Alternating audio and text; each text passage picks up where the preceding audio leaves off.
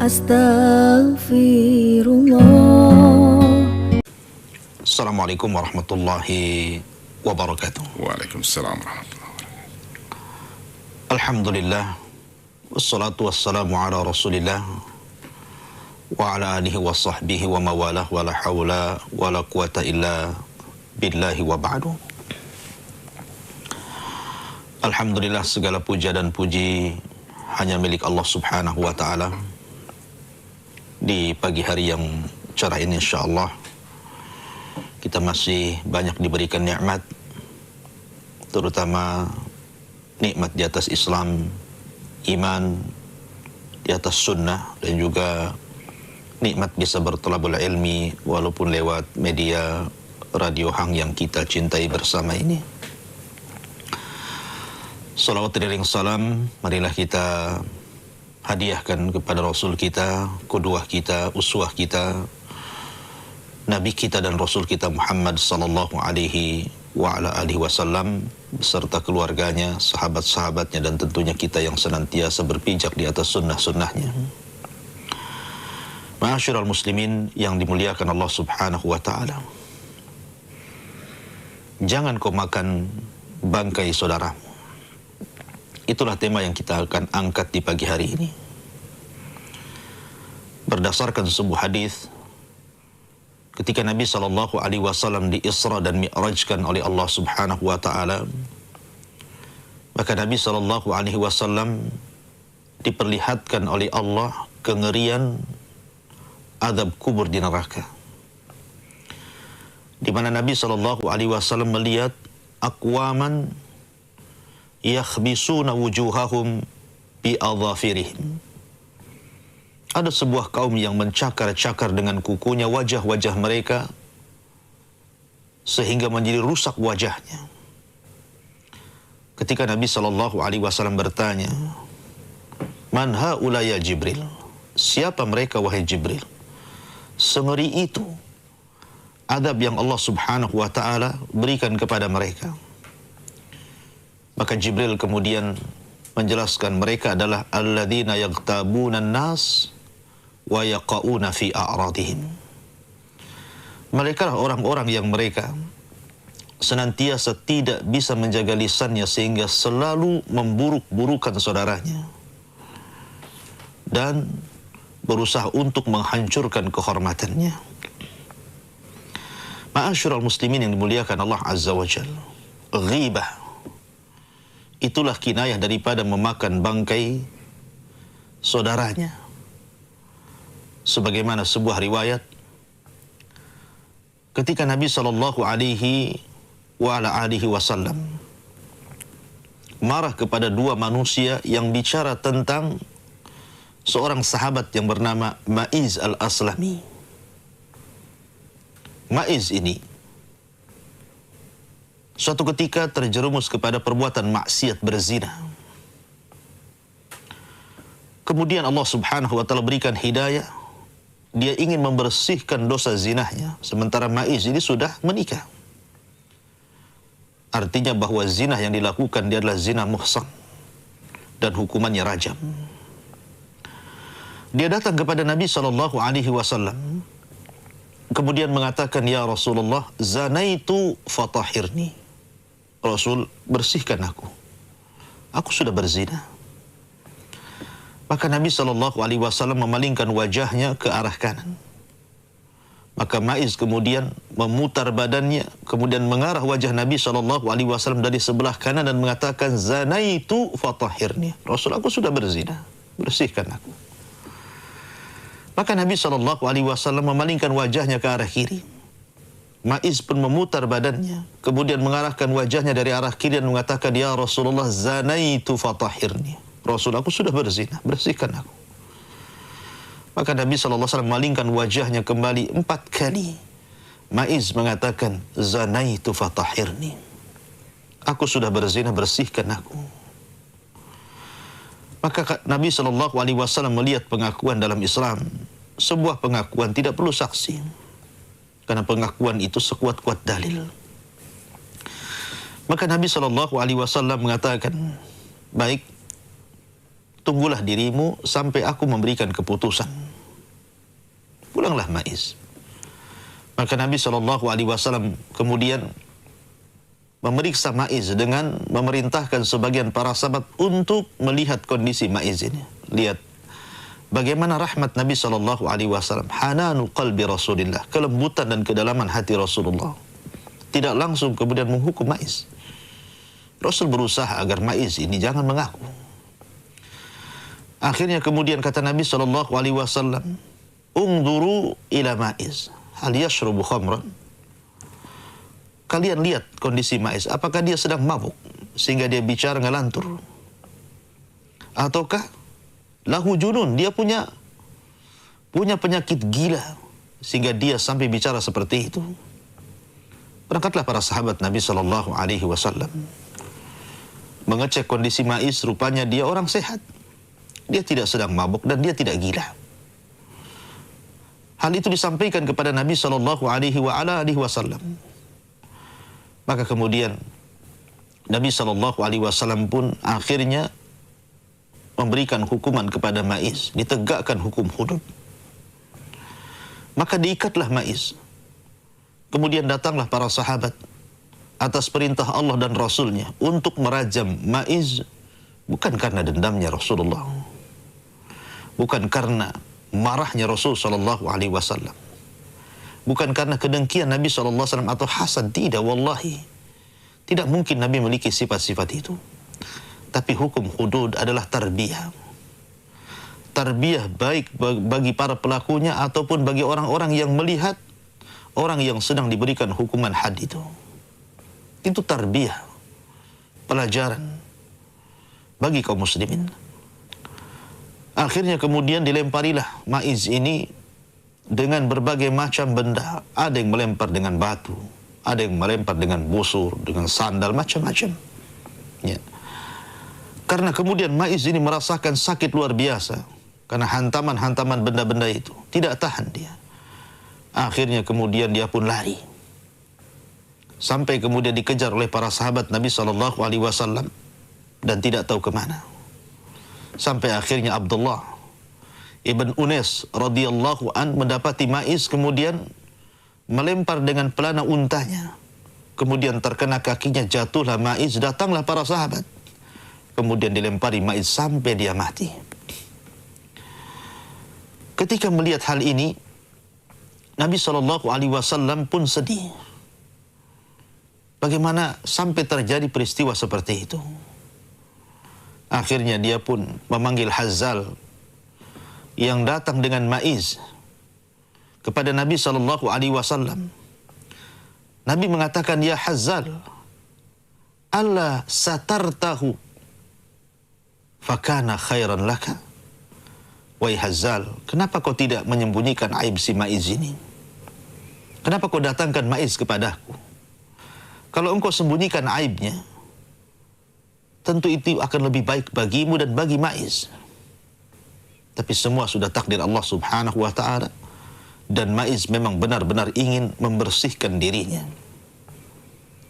Setelah peristiwa ini, ada dua orang manusia yang kemudian membicarakan tentang keburukan Ma'iz ini. Sampai dikatakan, bagaimana mungkin seorang ini dilempari seperti keledai yang dilempari sampai mati? Kemudian banyak cerita-cerita sampai akhirnya perkataan dua manusia yang memburuk-burukan Ma'iz setelah terjadi rajam ini sampai kepada Nabi SAW. Faghadiban Nabi SAW, marah Nabi. Akhirnya Nabi SAW berpaling dari dua orang itu, dan itu ukubah dari Nabi SAW. Sehingga kemudian dua sahabat ini menyesal dan ingin meminta keridhaan Nabi SAW. Dia pun kemudian menyusul Rasul, dan Rasul tetap berjalan.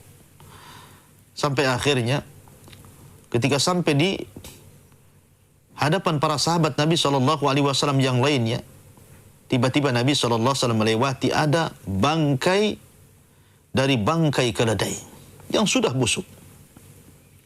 Kemudian Nabi berhenti. Sampai dua orang yang berbicara tentang Ma'iz pun mendekati Nabi SAW. Maka Nabi SAW mengatakan kepada keduanya, makanlah bangkai ini. Kula, makanlah. Maka dua orang ini mengatakan, Ghafarallahu laka ya Rasulullah. Semoga Allah mengampuni dosamu, wahai Rasul. Mana mungkin kami akan memakan bangkai yang busuk ini? Maka Nabi SAW mengatakan, seandainya kau makan bangkai ini, bangkai keledai ini yang sudah busuk itu, jauh lebih baik dibandingkan kau memakan bangkai saudaramu. Ma'asyiral muslimin yang dimuliakan Allah Subhanahu wa taala, bertolak dari hadis ini, maka ghibah membicarakan keburukan manusia itu sesuatu hal yang sangat mengerikan hukumannya, baik di dunia, baik dalam kuburan, baik di padang mahsyar pada hari kiamat, ataupun di neraka. Bahwa orang-orang yang kemudian memakan bangkai saudaranya, atau dengan istilah lebih singkat disebut ghibah, dzikraka akhaka bima yaqra, menceritakan aib saudaramu yang kalau dia dengar dia tidak suka, maka Anda diancam dengan ancaman 4 ini. Di dunia Anda akan dihinakan Allah dan dihinakan manusia. Dikubur sebagaimana hadis di mukaddimah tadi, bahwa Anda akan mendapatkan siksa kubur dengan siksa yang luar biasa, dicakar-cakar wajah Anda. Dan yang mencakar bukan orang lain, diri sendiri, sampai rusak wajahnya. Kemudian di padang mahsyar, sebagaimana hadis tentang masalah muflis, orang yang bangkrut umat ini, yang membawa pahala di hadapan Allah Subhanahu wa ta'ala dengan pahala yang sangat besar, tapi kemudian pahala itu hilang karena kezaliman yang kita lakukan kepada manusia, salah satunya ghibah. Kemudian di neraka Allah mengatakan, wailun likulli humazatil lumazah. Di sini Allah Subhanahu wa taala mengancam dengan kata-kata wailun. Wailun itu sebuah wadin fi jahannam, syadidul zulmi wal qa'ri wal natan. Sebuah lembah di neraka jahanam yang sangat gelap, sangat dalam, sangat busuk, yang jahanam sedih ketakutan dengan lembah ini dan selalu berlindung kepada Allah dari lembah itu. Subhanallah. Ma'asyiral muslimin yang dimuliakan Allah Azza wa Jalla. Jadi ghibah itu dosa yang sangat besar, bukan dosa kecil. Dosa besar. Makanya Imam Az-Zahabi rahimahullahu ta'ala masukkan ghibah itu dalam kategori dosa besar dalam kitabnya Al-Kabair. Ya, karena memang dampaknya luar biasa. Ma'asyiral muslimin yang dimuliakan Allah Azza wa Jalla. Suatu ketika Nabi SAW sedang duduk-duduk. Dan ini jadi ceritakan oleh Jabir bin Abdullah radhiyallahu an. Kata dia, kunna julusun inda Nabi SAW. Kami duduk bersama Nabi SAW. Fartafa'at raihatun kariha. Tiba-tiba tercium bau busuk, bau yang tidak menyenangkan. Maka Nabi SAW bertanya, tahukah kalian bau busuk apa ini? Maka sahabat Nabi SAW mengatakan, Allah wa rasuluhu a'lam. Allah dan Rasulnya yang tahu. Maka Nabi SAW mengatakan, hadhihi raihah alladzina yaghtabuna an-nas wa yaqauna fi a'radihim. Tahukah kalian bau busuk apa ini? Bau busuk ini adalah muncul dari orang-orang yang suka menggibah manusia dan suka merobek kehormatan manusia. Lihat, di dunia saja sudah ditampakkan bau busuk orang-orang yang kemudian menggibah saudaranya, apalagi di akhirat. Ya. Ma'asyiral muslimin yang dimuliakan Allah Subhanahu wa taala. Bahkan Aisyah radhiyallahu anha, Anda tahu siapa Aisyah? Ummul Mukminin, wanita yang paling dicintai Nabi SAW. Sampai Amr bin As bertanya kepada Nabi SAW tentang manusia dari kalangan wanita yang paling dicintai Nabi SAW. Maka Nabi mengatakan Aisyah. Bahkan ketika Fatimah radhiyallahu anha mengadu tentang kecemburuan istri-istri Nabi SAW karena Rasul lebih mendahulukan kecintaan kepada Aisyah. Bahkan Rasul mengatakan, wahai Fatimah, kalau engkau memang mencintai ayahmu, maka cintailah orang yang dicintai ayahmu. Dan tidak ada manusia yang lebih dicintai ayahmu melebihi Aisyah radhiyallahu anha. Sekalipun Rasul sangat cinta dengan Aisyah, tapi bukan berarti Nabi SAW membiarkan Aisyah melakukan hal-hal yang di luar daripada batas yang bisa mengantarkan kepada perbuatan dosa, Rasul tidak diam. Suatu ketika Aisyah radhiyallahu anha berbicara tentang Safiyah. Safiyah istri Nabi SAW, dulunya seorang Yahudi. Kemudian tertangkap jadi tawanan, kemudian masuk Islam dan Rasul menikahinya. Dan Safiyah ini memiliki paras yang cantik, walaupun postur tubuhnya pendek. Lah Aisyah radhiyallahu anha ketika itu hendak mensifatkan Safiyah dan berbangga dengan tinggi badannya. Dia mengatakan di hadapan Nabi SAW, "Ya Rasulullah, hasbuka an Safiyata kadza wa kadza." Fa asyara biyadiha. Kata Aisyah radhiyallahu anha, "Ya Rasulullah, cukuplah Safiyah ini begini dan begitu." Kemudian mengisyaratkan dengan tangannya bahwa dia itu pendek, saya ini tinggi. Aisyah radhiyallahu anha tidak mengatakan dengan lisannya, tapi mengisyaratkan dengan tangannya bahwa Safiyah itu pendek, dia itu tinggi, berbangga dengan tinggi badan. Tapi Nabi SAW marah, karena bagian daripada ghibah, memakan bangkai saudaranya. Kata Nabi SAW, "Ya Aisyah, laqad qulti kalimatan law mujizat bihal bahru lamazazathu." Wahai Aisyah, sungguh engkau sudah mengucapkan satu kalimat yang kalau engkau masukkan satu kalimat itu ke dalam air lautan, itu sudah cukup mencemari seluruh air lautan. Satu kalimat bisa menghancurkan, memperkeruh seluruh air lautan. Kinayah bahwa ghibah ini bukan dosa biasa, dosa besar. Bahkan suatu ketika Zainab bintu Jahsin, ma'ruf Zainab bintu Jahsin, salah satu istri Nabi SAW, melakukan safar bersama Nabi SAW bersama istri-istri yang lainnya. Salah satunya Safiyah. Ikut dalam safar itu untuk melakukan hajjatul wada', haji perpisahan Nabi SAW. Safiyah ini punya unta, untanya bagus. Akan tapi kelelahan, keletihan, sehingga untanya Safiyah ini tidak bisa berjalan, sehingga ditinggalkan di padang pasir. Sehingga Safiyah tidak punya tunggangan. Maka Nabi SAW mengatakan kepada Zainab bintu Jahsin yang ketika itu memiliki beberapa tunggangan, beberapa unta tunggangan. Kata Nabi SAW, "Ya Zainab, i'tiha, wahai Zainab, berikanlah salah satu tunggangan itu kepada Safiyah." Maka Zainab marah ketika itu, merasa cemburu. Cemburu dengan Safiyah. Kenapa Nabi SAW memberikan perhatian lebih kepada Safiyah? Sampai-sampai untanya diminta untuk menjadi tunggangan Safiyah.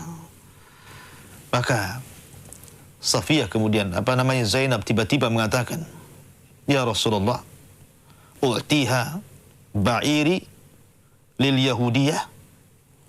Rasul, apakah harus aku berikan untaku kepada seorang wanita Yahudi? Apakah harus aku berikan untaku kepada seorang Yahudi? Karena Safiyah saya katakan tadi adalah dulunya Yahudi, kemudian masuk Islam, tertawan, dimerdekakan dan dinikahi Nabi SAW. Maka Nabi SAW marah ketika itu. Karena dianggapnya Zainab bintu Jahsin ini sudah memberikan kata-kata yang tidak layak kepada Safiyah. Kenapa kemudian dia mencela Safiyah dengan mengatakan wanita Yahudi pada dia sudah masuk Islam?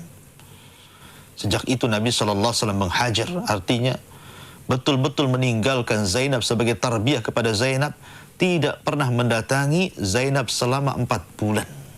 Tidak menggaulinya, tidak datang ke rumahnya karena kemarahan Nabi SAW. Akhirnya Zainab pun minta maaf, bertobat kepada Allah Subhanahu wa taala, dan Rasul SAW memaafkannya dan Allah memberikan taubatnya. Dari situ Rasul kemudian kembali ke rumah Zainab bintu Jahsin. Lihat bagaimana Nabi SAW marah kepada orang yang melakukan ghibah, sampai kepada istrinya, padahal Zainab itu adalah sejajar dengan Aisyah radhiyallahu anha di hati Rasulullah. Itu pula yang dikatakan Aisyah radhiyallahu anha, mengatakan, "Inna Zainab yuwazinuni min qalbin Nabi sallallahu alaihi wasallam." Zainab itu hampir sama kedudukanku di hati Rasul. Rasul cinta dengan Zainab sebagaimana cintanya dengan Aisyah. Artinya Zainab itu saingan Aisyah radhiyallahu anha. Tetapi Nabi SAW tidak pernah memandang siapa di hadapannya. "Man ra'a munkaran falyughayyir biyadihi, fa illam tastati fa bilisani, fa illam tastati fa biqalbi wa dzalika adaful iman. Karena Rasul yang mengatakan, apabila kalian melihat kemungkaran, cegah dengan tangan nggak bisa, dengan lisan nggak bisa, dengan hati, walaupun itu selama-lamanya iman. Ma'asyiral muslimin yang dimuliakan Allah Subhanahu wa taala. Nabi SAW menganggap dosa ghibah ini bukan dosa biasa. Sampai Nabi SAW pernah berkhutbah mengingatkan dosa ini di hadapan para sahabat, berkhutbah. Kata Nabi SAW, ya ma'syara man amana bilisani walam yu'min biqalbi, la taghtabul muslimin wala tattabi'u awratahum, fa innahu man tatabba'a awrata akhihi tatabba'a Allahu awratahu, wa man tatabba'a Allahu awratahu fadhahahu Allahu walau fi dakhili baitihi. Nabi SAW sampai mengatakan, wahai kaum muslimin, wahai orang-orang yang beriman dengan lisannya dan tidak beriman dengan hatinya, janganlah kalian menggibah kaum muslimin, dan jangan pula mencari-cari aurat kaum muslimin. Karena barang siapa yang berusaha untuk mencari-cari aibnya saudaranya, maka Allah Subhanahu wa ta'ala akan bongkar aibnya di hadapan manusia. Maka barang siapa yang Allah bongkar aibnya di hadapan manusia, maka Allah pasti akan membongkar aibnya walaupun dia bersembunyi dalam rumahnya. Sampai seperti itu. Karena memang akhlak seorang muslim itu, al-muslimuna man salimal muslimuna min yadihi wa lisanihi. Seorang muslim itu orang yang selamat muslim yang lain dengan lisan dan tangannya. Itulah seorang muslim. Kalau Anda belum bisa menyelamatkan orang lain dari lisan Anda, berarti Anda diragukan keislamannya. Nabi SAW dalam hadis yang dikeluarkan Imam Bukhari dalam Adabil Mufrad dan juga dicantumkan dalam sahihnya, ketika ada seseorang datang kepada Nabi SAW bertanya tentang seorang ibadahnya wanita yang sangat luar biasa, akan tapi memiliki kekurangan.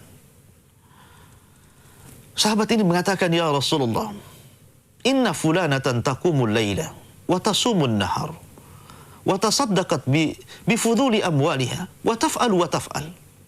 Rasul, ada seorang wanita rajin sholat malam, rajin puasa sunnah, rajin bersedekah, rajin berbuat kebaikan dan kebajikan ini dan itu. Luar biasa. Siapa di antara kita yang rajin sholat malam? Saya tanya. Siapa di antara kita yang rajin puasa sunnah, rajin bersedekah, rajin berbuat kebajikan? Wanita ini, subhanallah, tidak pernah meninggalkan qiyamul lail, tidak pernah meninggalkan siyamun nahar, suka bersedekah, suka berbuat baik. Tapi kekurangannya satu. Walakin tu'dhi jiranaha bilisaniha. Tapi wanita ini Rasul suka menyakiti dengan lisannya tetangganya. Tetangganya tidak pernah merasa aman dengan lisannya. Lisannya sangat tajam, setajam silet. Ya. Apa kata Nabi SAW? La khaira fiha, hiya min ahlin nar. Wanita itu tidak memiliki timbangan kebaikan. Bahkan wanita itu layak untuk masuk ke dalam neraka. La haula wa la quwata illa billah. Rupanya sholat malamnya, puasa sunnahnya, sedekahnya, kebajikannya tidak bisa menghalangi wanita ini untuk masuk ke dalam neraka. Tapi lihat bagaimana pertanyaan berikutnya. Sahabat ini bertanya kepada Nabi SAW, ya Rasulullah, inna fulanatan la tusalli ila al-maktubah, wa la tasumu illa Ramadan, wa la tatasaddaqat. Ada seorang wanita, dia tidak pernah sholat kecuali yang wajib. Dia tidak banyak puasa sunnah kecuali Ramadan. Dan dia tidak banyak bersedekah. Walakin la tu'di jiranaha bilisaniha. Tapi lisannya dijaga. Tidak pernah menyakiti tetangganya. Tidak pernah membuat tetangganya tidak aman dari lisannya. Maka Nabi SAW mengatakan, hiya min ahlil jannah. Wanita itu termasuk penduduk surga. Subhanallah. Lisan bisa menjadikan orang masuk surga, juga bisa menjadikan penyebab Anda masuk neraka. Makanya ketika Mu'adz bin Jabal mengatakan, ya Rasul, apakah lantaran lisan-lisan kita kita akan diadab di hadapan Allah. Maka Rasul marah dan mengatakan, sakilatka umuka ya Mu'ad, wa hal yakubun nas fi nari jahannam illa hasaidu alsinatihim. Mu'ad, celaka engkau wahai Mu'ad. Bukankah kebanyakan manusia terjerembab ke dalam api neraka itu lantaran dosa lisan-lisan mereka? Oleh karena itu, ma'asyiral muslimin, para pendengar, para pemirsa, jagalah lisan kita. Rasul pernah menasihati sahabat yang mengatakan, kufa angka hadha, dan mengisyaratkan kepada lisannya, kufa angka hadha, jaga ini, jaga ini. Karena kalau kita lihat dari anggota badan kita ini, dari atas rambut sampai ke ujung kaki, yang banyak melakukan dosa itu adalah lisan. Lisan itulah yang banyak melakukan dosa. Oleh karena itulah maka Nabi SAW sangat menganjurkan agar lisan ini memperbanyak zikir, bukan kemudian menyebut-nyebut keburukan manusia. Ma'asyiral muslimin yang dimuliakan Allah Azza wa Jalla. Sebab kalau kita melihat di masyarakat kita ini, penyakit ghibah, baik bersumber dari hasad, dengki, dendam, dan yang lainnya, itu sudah biasa. Dan terkadang, maaf, seorang kafir atau orang-orang kafir selamat dari lisan kita, tapi saudara kita muslim tidak selamat dari lisan kita. Kita punya tetangga, sebelah kafir, sebelah muslim. Si kafir ini bisa selamat dari lisan kita, tapi mukmin yang lain tidak selamat dari lisan kita. Atau lebih jauh lagi, orang jauh selamat dari lisan kita, orang dekat pula tidak selamat dari lisan kita. Ikhwatu fiddin yang dimuliakan Allah Azza wa Jalla, Rasul mengatakan, man kana yu'minu billahi wal yaumil akhir falyaqul khairan aw liyasmut. Siapa yang beriman kepada Allah dan hari akhir, jagalah lisan, santunlah dalam bicara. Kalau tidak bisa maka diam. As-sumtu najah, diam itu selamat. Ya. Ma'asyiral muslimin yang dimuliakan Allah Azza wa Jalla, betapa banyak orang-orang korban ghibah itu Anda hancurkan ketika Anda menggibahi orang itu. Akhirnya manusia pun mendengarkan kata-kata Anda. Akhirnya orang yang Anda ghibahi merasa kecil hati, merasa dibuli, merasa difitnah, merasa dizalimi. Akhirnya dia, berapa banyak orang-orang yang akhirnya pindah rumah, menjual rumahnya, sakit hati, dendam, sakit sampai meninggal. La haula wala quwata illa billah. Ma'asyiral muslimin yang dimuliakan Allah Subhanahu wa taala. Oleh karena itulah maka Nabi SAW senantiasa mewanti-wanti kita, mewanti-wanti umatnya agar senantiasa menjaga lisan-lisannya. Karena bagaimanapun terkadang ada satu kalimat tanpa sadar kita ucapkan, tapi kalau kalimat itu menyebabkan kemurkaan Allah, cukup untuk memasukkan Anda ke dalam jahanam lebih jauh dibandingkan barat dan timur. Kata Nabi SAW, wa innal abda la yatakallamu bil kalimati la yulqi laha balan. Wa fi riwayah min sakhatillah la yulqi laha balan yahwi sahibuha fi nari jahannam ab'ad bainal masyriqi wal maghrib. Kata Nabi SAW, terkadang seorang hamba ada yang mengucapkan satu kalimat. Lihat ibarat Rasulullah, subhanallah, satu kalimat. Rasul tidak mengatakan berkalimat-kalimat. Rasul mengatakan satu kalimat saja. Tapi satu kalimat ini membuat Allah murka. Apa kata Rasulullah? Yahwi sahibuha fi nari jahannam. Cukup memasukkan orang ini ke dalam jahannam. Ab'ad ma bainal masyriqi wal maghrib. Lebih dalam, lebih jauh dibandingkan jarak barat ke timur. Subhanallah. Satu kalimat mencukupkan orang ini dimasukkan ke dalam jahannam. Sementara kalimat ini diucapkan tanpa sadar. Bagaimana dengan kesadaran Anda tiba-tiba Anda kemudian menjelek-jelekan saudara Anda? Apa hak Anda menjelek-jelekan dia? Apa? Ya. Anda tidak punya hak menjelek-jelekan saudara Anda. Karena Anda belum tentu lebih hebat dibandingkan dia.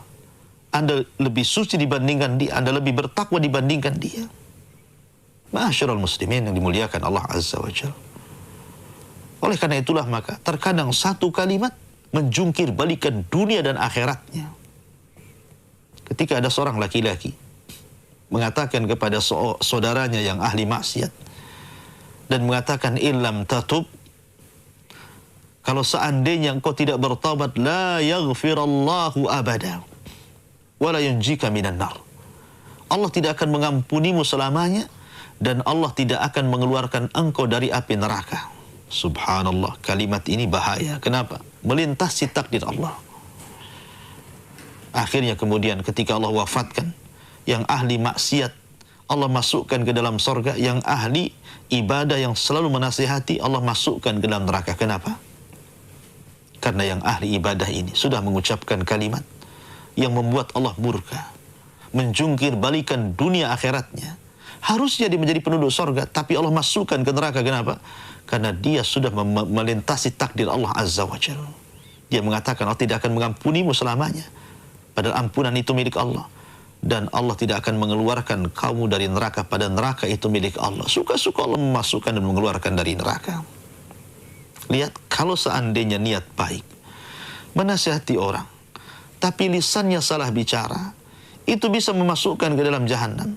Macam mana orang-orang yang dengan sengaja, terkadang dia memang sengaja, bukan hanya dia yang bicara keburukan kepada saudaranya, dia ngajak orang lain untuk mendengarkan keburukannya, sehingga orang lain terpengaruh, akhirnya pun membicarakan keburukan orang yang kita bicarakan. Bahkan lebih parah lagi, dia senang kalau orang yang kemudian kita buruk-burukan, ada orang lain yang kemudian ikut memburuk-burukannya, seolah-olah satu nafas dengan dia. Na'udzubillah.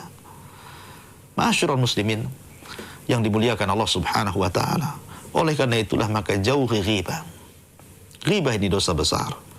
Di dunia Anda akan mendapatkan hukuman, di kuburan Anda akan mendapatkan hukuman, di padang mahsyar Anda akan mendapatkan hukuman, bahkan di neraka Anda terancam dengan wail, sebuah lembah dalam jahannam. Ma'asyiral muslimin yang dimuliakan Allah Azza wa Jalla. Adapun kata para ulama, bagaimana caranya supaya kita ini selamat? Maksudnya, kalau seandainya ada orang yang senantiasa lisannya tidak berhenti untuk membicarakan kita, apa yang harus kita lakukan? Kalau orang yang melakukan ghibah, sudahlah, memang dia adalah syaitan. Terkadang ada orang yang menghendaki kita menjadi malaikat, tetapi dia sendiri adalah iblis. Biarkan orang-orang yang bicara itu. Sebab sesungguhnya orang yang sedang berghibah kepada kita itu hakikatnya sedang mentransfer kebaikan kepada kita. Sehingga la tahzan, jangan sedih. Jangan merasa kecil hati, jangan merasa sedih, jangan merasa putus asa kalau ada orang yang kemudian lisannya sangat tajam kepada kita. Ikhwan, dunia ini darus saqah. Dunia ini tempat ujian. Tempat ujian manusia. Jangan sampai terkalahkan dengan syaitan. Mereka adalah syaitan yang hendak mengecilkan hati kita sehingga perkataan mereka akan mempengaruhi kehidupan kita. Ingat, ada beberapa hal yang ingin saya nasihatkan kepada Anda yang mungkin hari ini sedang digibah orang, sedang dibenci orang, dibuli orang, dijelek-jelekan orang. Pertama, kama tadinu tudan. Ingat, sebagaimana dia telah memperlakukan kepada kita seperti itu, maka Allah akan memperlakukan hal yang sama kepada dia. Ya, hari ini dia mungkin bisa menyakiti kita dengan lisannya, memfitnah, menuduh, membuli. Ya kan? Ya, hari ini. Tapi ingat, Nabi SAW yang mengatakan, innallaha la yumli lidh-dhalim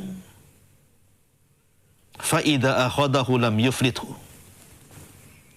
Allah tidak akan membiarkan orang yang melakukan kezaliman. Apabila Allah Subhanahu wa ta'ala sudah mendatangkan azabnya, maka tidak akan disisakan dan Allah akan kirimkan azabnya seberat-beratnya. Orang yang menggibah kita itu, Allah kasih batas waktu. Karena dia termasuk orang zalim. Bukan berarti dia seenaknya bisa menggibah kita seterusnya, tidak. Ada batas waktu yang Allah berikan kepada dia untuk melakukan kezaliman kepada kita. Sampai pada waktunya Allah akan adab. Salah satu adabnya adalah Allah kirimkan orang-orang yang akan menggibah dia juga. Bahkan boleh jadi Allah akan beratkan ghibahnya, apa yang menimpanya dibandingkan ghibahnya dia kepada kita. Kama tadinu tudan. Ingat, sebagaimana dia telah melakukan hal yang buruk kepada kita, maka kelak Allah akan kirim orang-orang yang akan berlaku buruk kepada dia. Al jaza'u min jinsil amal. Anda harus yakin itu. Yang kedua, jangan jadikan ucapan manusia kepada kita ini sebagai hakikat bahwa kita seperti itu. Belum tentu. Nabi SAW digibahi bahwa dia seorang majnun, orang gila. Rasul orang waras. Wa ma sahibukum bimajnun. Wa ma sahibukum bimajnun. Saudaramu tidak gila. Tapi mereka menggibahi Rasul dan mengatakan gila. Sahir. Wa ma huwa bisahir. Dia bukan suka sihir. Nabiullah Sulaiman alaihi salatu wassalam memerangi sihir. Tapi dia pula dituduh tukang sihir oleh orang-orang Yahudi. Nuh alaihi salatu wassalam berusaha menyelamatkan manusia. Tapi manusia menganggap dia gila. Mengolok-olok Nuh alaihi salatu wassalam. Nabi SAW berusaha untuk menyatukan hati kaum muslimin. Tapi orang-orang musyrik menuduh Nabi SAW mencerai-beraikan hati kaum muslimin. Terkadang apa yang kita perangi itu pula tuduhan kita kepada kita. Maka jangan jadikan ucapan manusia seperti hakikatnya. Jangan. Kalau ada orang mengatakan kita bodoh, belum tentu kita bodoh. Ya. Kalau ada orang mengatakan, oh si fulan ini seorang yang berkhianat dengan kaum muslimin, tidak dipercaya lagi kaum muslimin. Belum tentu, jangan-jangan Anda yang tidak dipercaya kaum muslimin setelah berlalunya zaman. Jangan jadikan ucapan manusia itu hakikat, tapi jadikan ucapan manusia itu sebagai bahan pertimbangan. Kecuali kita sendiri yang mengaku memang saya bodoh, kan gitu. Jangan. Ucapan manusia itu bukan hakikat. Apa yang mereka tuduhkan belum tentu ada pada kita. Apa yang mereka gibahkan kepada kita belum tentu ada pada kita. Maka jangan jadikan ucapan manusia hakikat bagi diri kita. Kemudian bebaskan diri dari perbudakan manusia. Sebab kalau seandainya kita terus mendengarkan ucapan manusia, kita diperbudak dengan ucapannya. Bilal bin Rabah radhiyallahu anhu, sebelum Abu Bakar membebaskan dirinya, sesungguhnya Bilal sudah membebaskan dirinya untuk dirinya sendiri. Ketika Umayyah bin Khalaf menyiksa Bilal dengan sehabis-habisnya, dia mengatakan ahadul ahad, ahadul ahad. Bilal membebaskan dirinya dari perbudakan manusia. Dia tahu bahwa di sana ada Rabb, ada Allah Subhanahu wa taala. Dia merdekakan dirinya dari perbudakan itu dan hanya Allah yang disembah. Jadi sebelum Abu Bakar merdekakan, Bilal merdekakan dirinya sendiri. Maka jadilah orang merdeka. Jangan diperbudak dengan ucapan manusia. Ucapan manusia itu tidak akan menolak takdir Allah Azza wa Jalla. Sehebat apapun manusia menggibah kita untuk menjatuhkan kita, tidak mungkin kita jatuh. Selamanya kita akan tetap mengikuti takdir Allah Subhanahu wa taala. Anda tidak akan jatuh karena ucapan manusia. Dan Anda juga tidak mungkin bisa menghentikan ucapan manusia. Manusia itu akan bicara terus. Karena Allah Subhanahu wa taala memang menciptakan manusia bisa bicara. Tetapi sering saya katakan bahwa tidak mungkin Allah menciptakan lisan manusia kemudian Allah ciptakan untuk bicara terus tentang kita. Tidak ada waktu berhenti, ada waktu capeknya. Biarkan dia bicara. Mungkin bahasa yang ma'ruf di masyarakat. Biarlah anjing menggonggong, kafilah tetap berlalu. Ma'asyiral muslimin yang dimuliakan Allah Azza wa Jalla. Oleh karena itulah maka sebaik apapun Anda tidak mungkin selamat dari gibah manusia. Maryam bintu Imran, kurang apa dia wanita suci? Bahkan Allah yang mensucikan dia, Allah yang pilih Maryam. Bahkan keluarganya keluarga pilihan. Innallaha astafa Adam wa Nuh wa ala Ibrahim wa ala Imran alal alamin. Keluarga Imran, keluarga pilihan. Maryam wanita suci. Apakah kemudian wanita sebaik Maryam ini lepas daripada ucapan manusia? Tidak. Maryam dituduh berzina. Aisyah ummul mukminin radhiyallahu anha, ibnatu Siddiq, zaujatun Nabi SAW, wanita yang dijamin masuk surga. Kurang apa Aisyah radhiyallahu anha? Tidak lepas daripada tuduhan dia seorang pezina, digibah manusia. Sebaik apapun Anda, pasti ada orang yang berusaha untuk menjatuhkan Anda, menjelek-jelekan Anda. Itu sudah pasti sunnatullah seperti itu. Jadi apa masalahnya? Jangan bersedih. Ma'asyiral muslimin yang dimuliakan Allah Subhanahu wa taala. Jadikan ucapan manusia itu hanya pemecut hidup saja. Jangan dimasukkan ke dalam hati. Hati ini milik Allah Subhanahu wa Ta'ala. Oleh karena itulah maka Hatim Al-Asam, seorang alim ulama besar, orang yang paling tenang hidupnya, ketika ditanya, dari mana kau dapatkan tumakninah, maksudnya ketenangan hati, wahai Hatim. Karena Hatim selalu mendoakan orang yang memburuk-burukan dirinya. Kalau ada kabar yang mengatakan, ya Hatim, engkau dijelek-jelekan manusia, Hatim mengatakan, semoga Allah memperbaiki mereka. Kalau ada orang datang mengatakan, ya Hatim, si fulan menggibah anda, semoga Allah berikan hidayah kepada mereka. Baliklah ucapan buruk manusia dengan ucapan doa kebaikan kepada mereka. Karena ingat, siapapun yang menuduh seseorang, bisa saja tuduhan itu akan berbalik kepada orang yang menuduhnya. Sebagaimana Rasul mengatakan, man qala li akhi ya kafir faqad ba'a bihi ahaduhuma. Saya mengatakan kepada saudara, hei kafir, boleh jadi kekafiran itu kembali kepada orang yang mengucapkannya. Oleh karena itulah maka tenangkan hati, serahkan pikiran kepada Allah, berikan hati hanya kepada Allah Azza wa Jalla. Jangan sedih karena ucapan manusia. Yang jelas bahwa maafkan mereka, atau kalau tidak bisa memaafkan mereka, jangan pedulikan.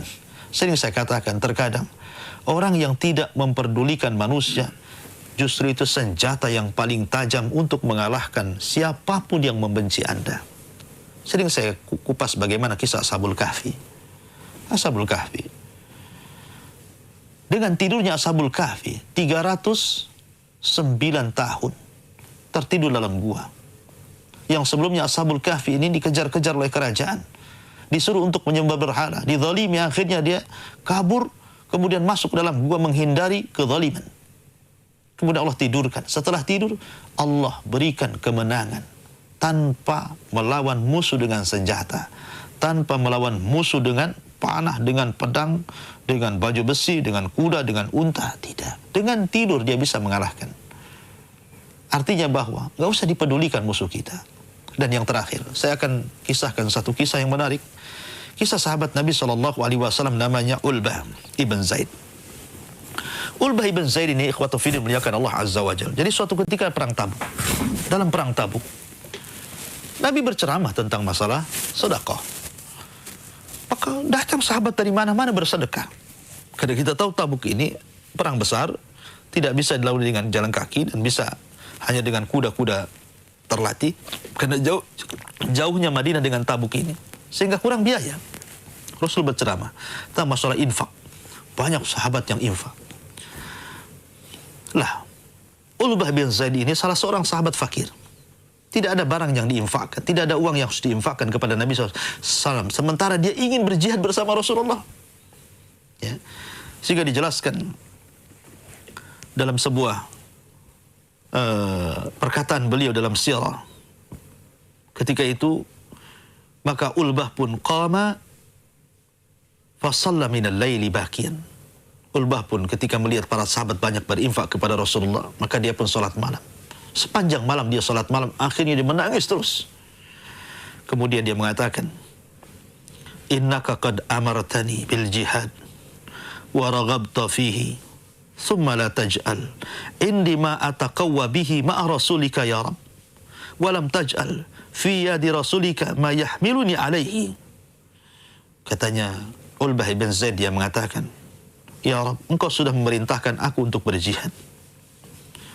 Engkau sudah merintahkan aku untuk berjihad dan engkau telah menganjurkan di dalamnya agar aku senantiasa berperang di jalan Allah, di jalanmu ya Rabb.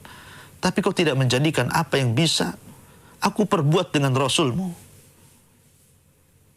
Maka ketika itu Ulbah bin Zaid mengatakan, demi Allah, ya Rabb, inni atasaddaqu ala kulli muslimin bi kulli madlamatin asabatni fiha min malin au hasadin au erdin. Karena aku sudah tidak bisa bersedekah dengan hartaku ya Rabb kepada Rasulmu, maka aku hanya bisa bersedekah kepada setiap muslim, siapapun yang melakukan kezaliman kepadaku, siapapun yang melakukan kezaliman kepadaku setiap hari, maka sebagai sedekahku aku maafkan mereka, baik kezaliman yang menimpa hartaku, baik karena hasad, baik kehormatan. Pokoknya siapapun yang menyakiti diriku, yang menggibah diriku, yang menghina diriku, yang mencela diriku, yang memaki diriku, maka sebagai sedekahnya aku maafkan. aku maafkan. Begitulah ulwah, bersedekah dengan memaafkan siapapun yang menggibah dirinya. Maka keesokan harinya Nabi SAW mengatakan, siapa yang bersedekah di malam hari tadi? Sahabat dia, siapa yang bersedekah di malam hari tadi? Akhirnya Ulbah pun berdiri dan bicara. Begini dan begitu, kata Nabi SAW, ya Ulbah, sesungguhnya Allah sudah menerima sedekahmu. Subhanallah.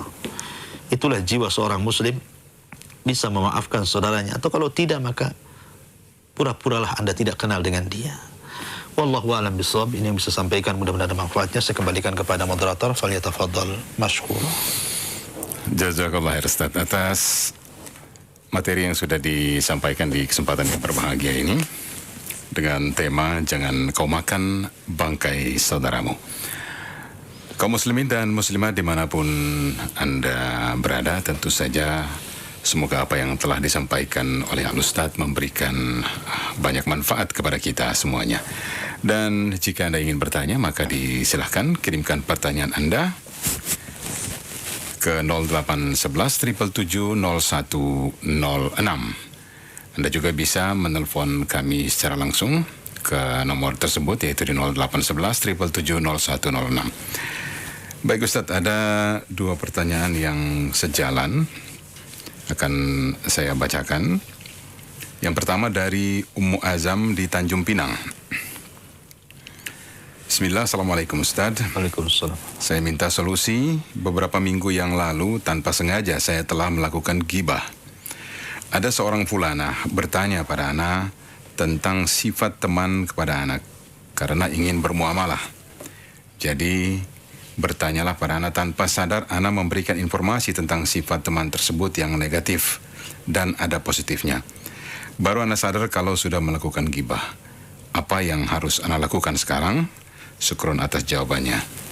Kemudian yang berikutnya Ustaz, masih sejalan, dari Muhammad dari Soe NTT. Afwan Ustaz, ana mau tanya satu kondisi, ada teman yang minta solusi karena rumah tangga sedang dalam keadaan kurang baik. Apakah termasuk menggibah teman tersebut jika saya menceritakan kondisi rumah tangga teman tersebut kepada orang lain dengan tujuan mencari solusi yang lebih baik? Syukron Ustaz atas jawabannya. Ya, alhamdulillah. Kita tahu bahwa ghibah itu sebagaimana Nabi sendiri yang memberikan definisi ketika ditanya, mal ghibatu ya Rasulullah. Apa itu ghibah itu? Ghibah itu apa wahai Rasul? Maka Nabi SAW mengatakan, dzikraka akhaka bima yakrah. Engkau menceritakan tentang saudara yang kalau cerita itu sampai kepada saudaramu dia nggak suka. Lihat, sebenarnya kalimat ini mengkhawatirkan karena kalimat ini mutlak. Baik yang kita bicarakan adalah kebaikan, ataupun yang kita bicarakan keburukan, kalau dia nggak suka itu disebut ghibah masalahnya. Walaupun umumnya ghibah itu kan identik dengan perkara menjelek-jelekan. Hasan Al-Basri rahimahullahu ta'ala membagi ghibah itu kepada 3. Pertama al-ghibah, yang kedua al-buhtan, yang ketiga al-ifku.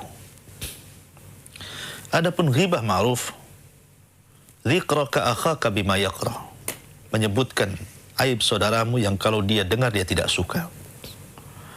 Adapun buhtan adalah kedustaan.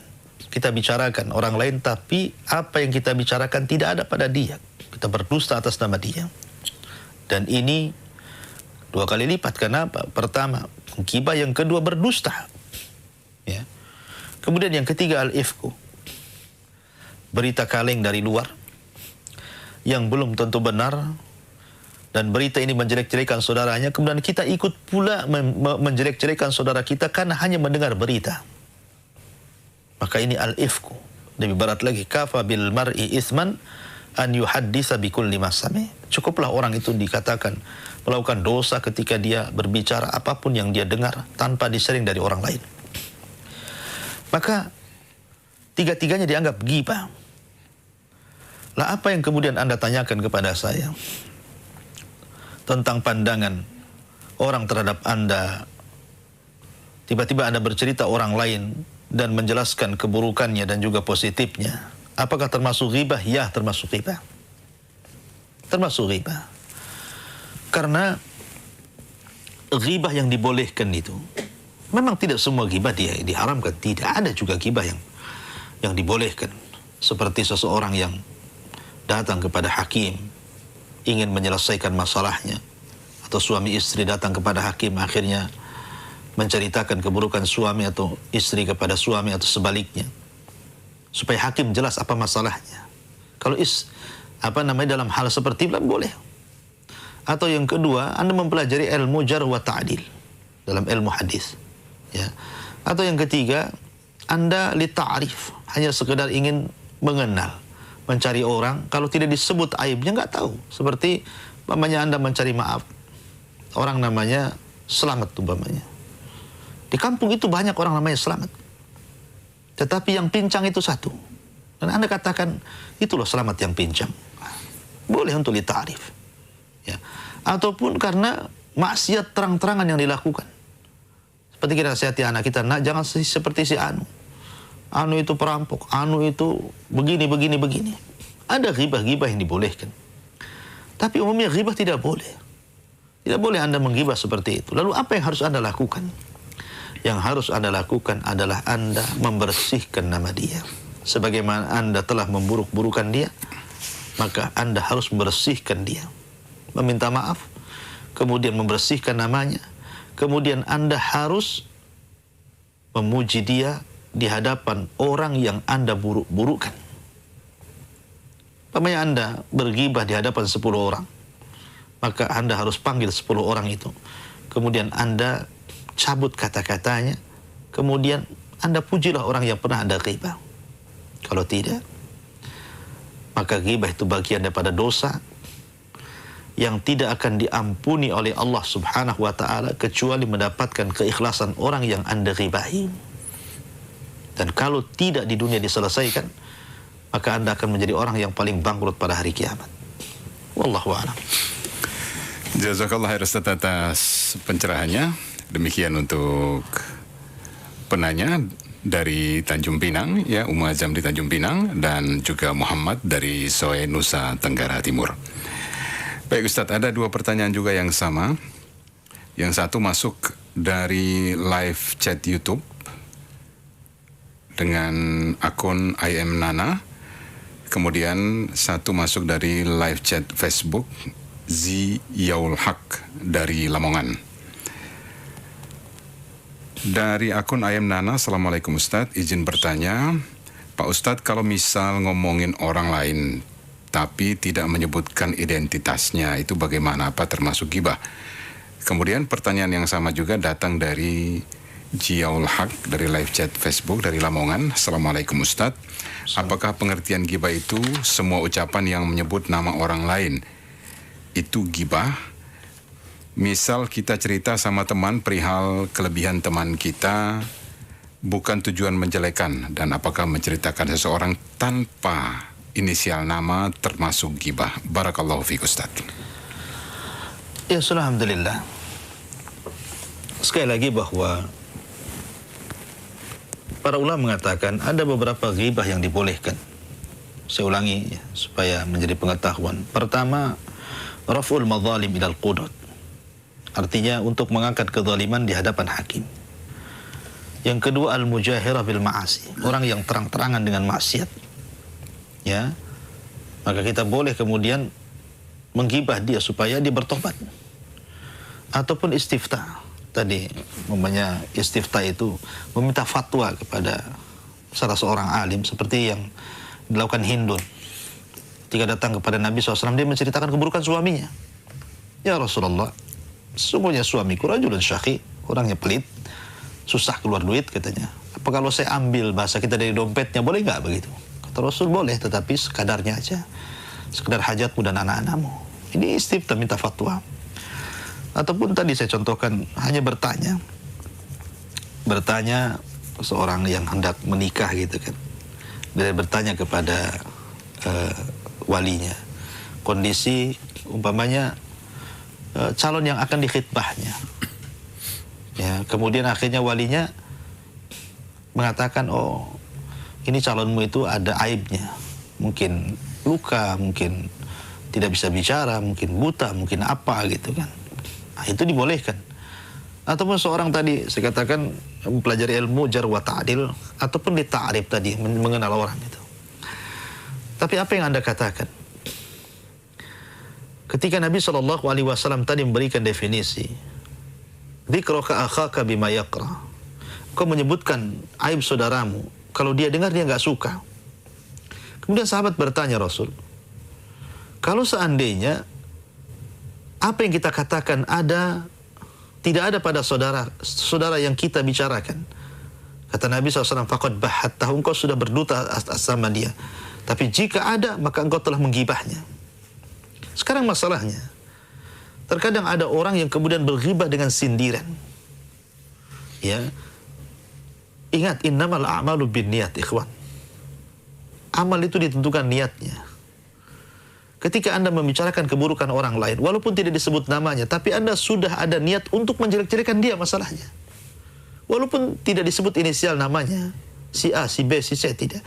Tapi kan niat Anda ingin menjelek-jelekan orang itu. Cuman karena tidak kuasa menyebut namanya, akhirnya kemudian tidak disebut inisialnya, akhirnya kemudian dengan bahasa sindiran. Sama saja. Mau bahasa sindiran, mau langsung tembak bahasa kita, tetap saja ghibah ya ghibah. Sebab tidak semua orang yang kesindir atau yang disindir itu tidak paham, terkadang paham. Terkadang dia langsung perasa juga, wah dia sedang bicara dengan saya.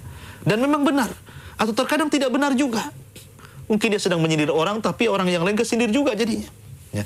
Intinya bahwa apapun alasannya, menyebut inisial atau tidak, kalau tujuan Anda menjelek-jelekan orang, kemudian akhirnya orang itu tidak suka dengan kita, maka itu disebut ghibah. Karena ingat, Allah memandang niat kita. Adapun yang kemudian tadi niatnya tidak menjelek-jelekan, ingin memuji. Ingat, tidak semua orang ingin dipuji masalahnya. Bahkan Rasul melarang. Kalau Anda dipuji orang, ambil pasir, lempar ke wajahnya kan gitu. Supaya tidak terjadi riya. Tidak semua orang yang dipuji itu suka. Walaupun umumnya orang dipuji itu suka, karena memang orang itu tabiatnya ingin dipuji gitu kan. Ya. Maka sebaiknya khotofidin muliakan Allah Azza wa Jal. Kalaupun memang harus memuji, ya, memuji sekedarnya. Atau minta izin gitu ya. Intinya bahwa sebaiknya sibukkan dengan aib kita, jangan menyibukkan aib orang lain. Sibukkan dengan aib kita. Kita ini banyak dosa, banyak masalah. Kenapa sibuk memikirkan orang lain? Muhasabah. Lihat, introspeksi gitu kan. Bertakwalah kepada Allah Azza wa Jalla bahwa setiap ucapan kita akan dicatat. Ma yalfidu min qaulin illa ladaihi raqibun atid. Tidak ada satupun ucapan melainkan dicatat di catatan itu, dan pada hari kiamat kita akan ditanya waqifuhum innahum mas'ulun. Kalian akan ditanya. Ya. La tus'aluna yauma idzin 'anin na'im. Semua akan ditanya oleh Allah Azza wa Jalla. Maka takutlah kepada Allah Azza wa Jalla. Jagalah lisan kita, jangan sampai satu kata-kata memasukkan kita ke dalam jahannam. Naudzubillah. Wallahu a'lam. Jazakallah khair Ustaz atas penjelasannya. Semoga bermanfaat baik bagi penanya dan juga bagi kita semuanya. Banyak sekali pertanyaan yang masuk di pagi ini, tapi mungkin dua lagi nih Ustaz ya. Saya bacakan dua lagi aja, mengingat terbatasnya waktu. Dari Muhammad Toha di Jayapura. Bismillah, Assalamualaikum Ustaz. Bagaimana menyikapi seorang pimpinan perusahaan muslim yang memandang karyawannya dengan sebelah mata dan tidak punya adab dengan karyawannya nih, dan pimpinan tersebut berlepas tangan jika dimintakan solusi? Syukron Ustaz. Iya. Alhamdulillah. Itulah ujian di dunia. Setiap orang itu pasti diuji oleh Allah Azza wa Jalla. Ada yang diuji dengan istrinya, ada yang diuji dengan suaminya, ada yang diuji dengan anak-anaknya, ada yang diuji dengan orang tuanya. Para nabi diuji orang-orang sekitarnya. Ada juga yang diuji dengan perusahaannya, dengan pimpinannya, seperti yang Anda alami mungkin seperti itu. Ya. Tetapi apapun ujian itu, maka ujian itu datang dari Allah Subhanahu wa taala untuk mengangkat derajat kita. Justru ketika kita diuji kemudian kita sabar, maka itu hakikat kebahagiaan jiwa. Karena disebutkan di dalam kitab Qawaidul Arba, dalam muqaddimahnya Syekh Muhammad bin Abdul Wahab menyebutkan di antara 3 alamat kebahagiaan, salah satunya adalah idza btuliya fasabar. Apabila diuji dia sabar. Kalau Allah Subhanahu wa taala uji Anda dengan dikirimkan manusia yang selalu merendahkan kita, mencaci maki kita, mengatur kita dan lain sebagainya, ya, maka bersabarlah. Berdoalah kepada Allah Subhanahu wa taala agar dibolak-balikan hati orang yang memberikan ujian kepada kita. Berdoa kepada Allah. Ya, walaupun dia orang kafir, doakan hidayah. Doakan hidayah. Belum tentu orang kafir itu kemudian dia di atas kekufurannya terus. Minimalnya walaupun dia terus di atas kekufuran, tetapi minimalnya Allah bolak-balikan hati sehingga hatinya lembut kepada kita. Ya, berdoalah, itu yang pertama. Ya, yang kedua, cobalah introspeksi diri. Terkadang atasan, ya, dalam sebuah perusahaan, dia memiliki pandangan yang menurut dia lebih maslahat dibandingkan kita. Kemudian dia membuat peraturan yang terkadang menjadi peraturan itu, merasa peraturan itu zalim bagi kita. Baik dia merasa ataupun tidak. Bah, oleh karena itulah maka disinilah ada penegakan nasihat. Kalau kita bisa nasihati, nasihati. Kalau tidak bisa, nasihat dengan tangan, dengan lisan. Kalau tidak bisa dengan lisan, ya kembali kepada doa tadi, agar Allah membolak-balikan hatinya, kan gitu ya. Kemudian kalau memang Anda sudah tidak tahan di perusahaan itu, rezeki Allah itu luas. Kalau Anda merasa tertekan di situ, apalagi Anda bekerja di luar batas kemampuan Anda, atau gaji dengan gaji yang tidak layak, atau ada kezaliman di dalamnya. Bumi Allah ini luas. Ya, tidak perlu Anda bertahan di situ, Anda bisa bekerja tempat lain. Insya Allah. Ya, kalau memang apalagi sampai kemudian perusahaan itu menjadikan agama kita akhirnya sedikit demi sedikit ditinggalkan. Pemanya mungkin sholat dilarang, ya, Jumatan dilarang, dan begitu seterusnya, maka saya kasihkan kaidah satu hadis Nabi SAW, man taraka syai'an lillahi awwadallahu khairan minhu. Barang siapa yang meninggalkan sesuatu karena Allah, Allah akan ganti sesuatu itu dengan yang lebih baik lagi. Itu kalau sampai madaratkan agama kita. Wallahu a'lam bishawab. Jazakallah khair Ustaz atas pencerahannya. Demikian untuk penanya Muhammad Toha di Jayapura. Pertanyaan terakhir Ustaz, datang dari Lili di Lampung Ustaz.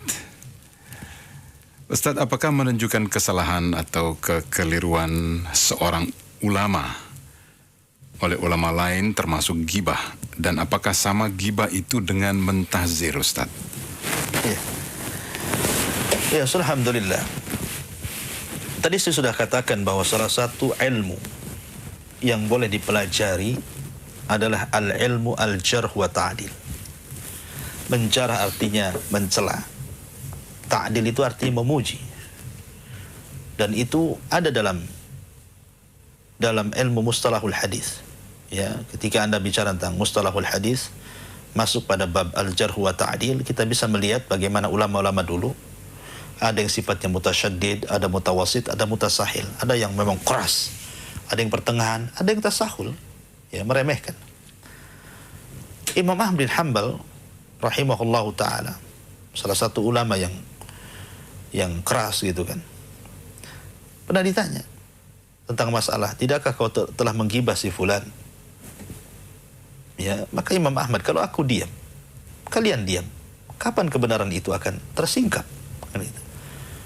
Termasuk juga kalau kita lihat biografinya Imam Sya'bi, ya, begitu juga dia terkadang ketika dia mendengar ada seseorang yang kemudian membawa hadis Nabi SAW dengan kedustaan, maka dia akan bicara dan mengatakan tinggalkan si fulan, tinggalkan si fulan. Ya, karena si fulan itu kadzab, pendusta.